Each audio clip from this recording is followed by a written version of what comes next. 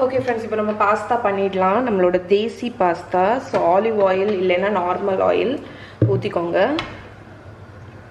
ஒரு சாட்டே பண்ணலாம். இதில் வந்து நம்ம கட் பண்ணி வச்சுருக்கிற வெங்காயம், கேப்சிகம், அப்புறம் பச்சை மிளகா,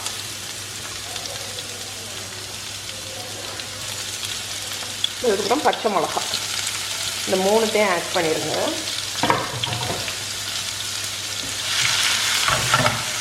ஆட் பண்ணிவிட்டு இது வந்து ஒரு 2 minutes வந்து சாட்டே ஆகட்டும், அந்த பச்சை வாடை வந்து போகிறதுக்கு. ஸோ இப்போ நம்மளோட ஆனியன்லாம் கொஞ்சம் வதங்கியாச்சு. இப்போ இதில் இஞ்சி பூண்டு பேஸ்ட் ஒரு டீஸ்பூன் போட்டுருங்க. ஸோ இஞ்சி பூண்டு பேஸ்ட் போட்டுட்டு ஒரு 30 seconds சாட்டே பண்ணுங்கள். இப்போ நம்ம அதில் வந்து மசாலா பொடியெல்லாம் போட்டுடலாம். நான் இன்றைக்கி வந்து 3 மசாலா பொடி யூஸ் பண்ணுறேன். ஒன்று வந்து சில்லி பவுடர் காரத்துக்கு தக்கன, அதுக்கப்புறம் மஞ்சள் பொடி ஒரு 1/2 டீஸ்பூன், அதுக்கப்புறம் கரம் மசாலா பொடி அது 2வது ஆட் பண்ணிக்கலாம். ஸோ இந்த பொடியை போட்டுட்டு வதக்கி விடுங்க நல்லா.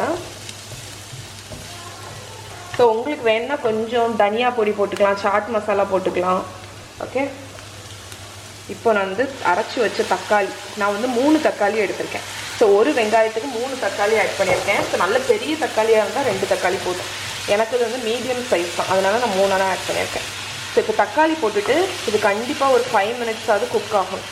அப்போ தான் வந்து அந்த தக்காளியில் உள்ள அந்த பச்சை வாடை வந்து போகும். இந்த டைமில் நான் இதில் கொஞ்சம் உப்பு ஆட் பண்ணிக்கிறேன். ஸோ நான் பாஸ்தா வந்து உங்கள் பேக்கெட்டில் என்ன போட்டிருக்கோ அந்த டைரெக்ஷனில் குக் பண்ணி வைங்க. என்னோடய பாஸ்தா வந்து 5 நிமிஷம் குக் பண்ண போட்டிருக்கு. ஸோ நான் வந்து உப்பு தண்ணியில் குக் பண்ணி அதை வடிகட்டி வச்சுட்டேன். ஓகே, ஸோ இப்போ நல்லா 5 நிமிஷம் வதங்கட்டும். ஓகே ஃப்ரெண்ட்ஸ், ஸோ இப்போ ஒரு 5 minutes நல்லா குக் ஆயாச்சு. இது வந்து பச்சை வாடை எல்லாமே போயிடுச்சு. இந்த டைமில் டொமேட்டோ கெட்சப் வந்து ஒரு 3 tablespoon ஆட் பண்ணிக்கோங்க. ஸோ இது வந்து ஜஸ்ட் வந்து ஃப்ளேவர் என்ஹான்ஸ் பண்ணுறதுக்கு. அதுக்கப்புறம் நான் வந்து இந்த மசாலா பொடி இருக்கும் தெரியுமா, அந்த மேகியில் கிடைக்கும் தெரியுமா, அந்த மசாலா பொடி வந்து யூஸ் பண்ணுறேன். நீங்கள் வந்து இதுக்கு பதில் கரம் மசாலா பவுடர் கூட ஆட் பண்ணிக்கலாம். ஸோ அதை ஆட் பண்ணிவிட்டு நல்லா மிக்ஸ் பண்ணி விடுங்க. இப்போ வந்து தண்ணி ஆட் பண்ணிக்கோங்க, ஒரு 1/2 கப் தண்ணி. ஸோ இது எல்லாமே சேர்ந்து ஒன்றா கலக்கலன்னு மசாலா ரெடி ஆகணுங்களா, அதுக்கு வேண்டி. ஸோ இப்போ வந்து இந்த சாஸை வந்து டேஸ்ட் பண்ணி பார்த்துட்டு உங்களுக்கு காரம் ஏதாவது ஆட் பண்ணணும் அப்படின்னா நீங்கள் இப்போ வந்து இந்த ஸ்டேஜில் ஆட் பண்ணிக்கலாம். ஓகே, ஸோ நம்ம சாஸ் வந்து தேசி பாஸ்தா சாஸ் வந்து 2 நிமிஷம் நல்லா கொதிச்சாச்சு. இப்போ பாஸ்தா ஆட் பண்ணிடலாம். ஸோ நான் வந்து மக்கரோனி பாஸ்தா வந்து குக் பண்ணி வச்சுருக்கேன். மேக்ரோனி, அந்த பாஸ்தா ஆட் பண்ணிடுங்க. ஆட் பண்ணிவிட்டு இந்த மெல்ல நல்லா மிக்ஸ் பண்ணி விடுங்க. ஸோ பாஸ்தா எல்லாத்தையும் நல்லா மிக்ஸ் பண்ணியாச்சு. இப்போ வந்து இது வந்து oregano seasoning and red chilli flakes. So oregano பவுடரும் ரெட் சில்லியும் ஆட் பண்ணுங்கள். உங்கள்கிட்ட இந்த டாமினோஸ், பீஸா ஹட் எல்லாம் வாங்கும்போது குட்டி குட்டி சாஷி தருவாங்க தெரியுமா, அந்த சீசனிங் தான். ரெட் சில்லி ஃப்ளேக்ஸும் ஆரிகானோவையும் ஃபைனலாக ஆட் பண்ணி, ஸோ இதில் வந்து எக்ஸ்ட்ரா ஒரு இன்க்ரீடியன்ட் நீங்கள் வேணும்னா ஆட் பண்ணிக்கலாம், சீஸு.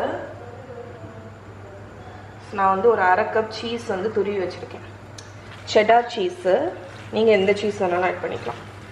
ஸோ அந்த சீஸையும் போட்டு நல்லா மிக்ஸ் பண்ணிடுங்க. ஸோ சீஸ் வந்து அந்த பாஸ்தாவோட ஹீட்லேயே வந்து மெல்ட் ஆகிடும். அவ்வளோதான், நம்மளோட தேசி பாஸ்தா ரெடி.